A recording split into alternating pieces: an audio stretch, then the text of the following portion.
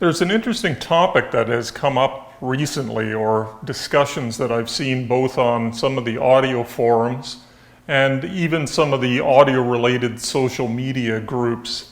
You know, there's been a long history going back to the Usenet group days, if any of you remember those early days of the internet, where, you know, high-end or audiophile chat rooms or news groups, you know, there were a lot of snobs, a lot of people that said, oh, well, your system is too expensive, your equipment is too cheap, no good, it's not really high-end.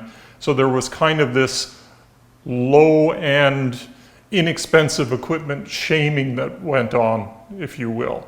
And what's interesting is that, and I've seen this over the past few years, but in the last month or two, it's become a lot more prevalent, is this, you know, shaming going the other way, you know, high five for billionaires, if you will.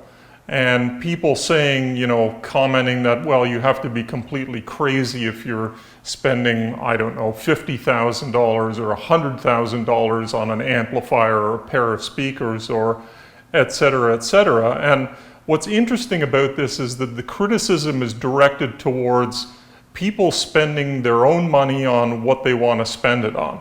And I see parallels like this too in the, you know, in when it comes to automobiles, whether or not it's classic cars, vintage cars, whatever, or even if it's new cars, you know, like, you know, look at that guy spent, you know, $300,000 on a car, he must be an idiot, you know, my Toyota at $35,000 does just as good a job, et cetera, et cetera. Now, why I think this is a bad thing when it comes to, you know, discussions about audio or high-end audio or music or any of those sorts of things is that really it's nobody else's business what they choose to spend their money on.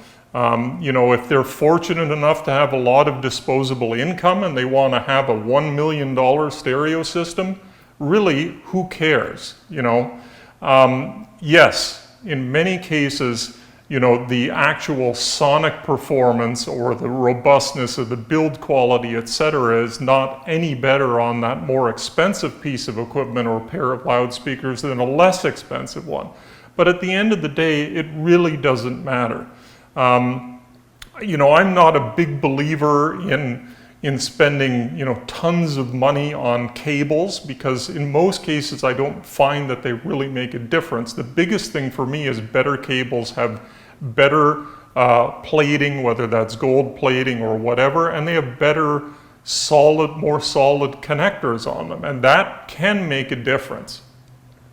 So let's think about that. Any of you, next time, you know, you wade into one of these discussions, you know, think about it for a second. I mean, you know, do we point out people for having a house that's 10 or 20 times more than our houses or the typical home? I mean, you know, it's the same sort of shaming going the other way. I really hate it when I see people, you know, talking down, you know, if some expert audiophile talking down to, you know, someone who just got into high-end audio and has a modest system, but something that, you know, they put together and they're proud of. It goes both ways. I'm just curious, have you seen discussions like this recently? Like I said, I do see them popping up more often in the last few months. I'm not sure why that is. Maybe that right now in the world, you know, economically things are not very good in most places on the planet. High inflation, et cetera, et cetera. But anyway, I'd love to have your comments and your thoughts. Do you agree with me that we shouldn't you know, have this discussion about, you know, well, that guy's crazy or that equipment's no good because it's at one extreme or the other of what we think is reasonable for audio equipment? As always, thank you for your comments and thank you for watching.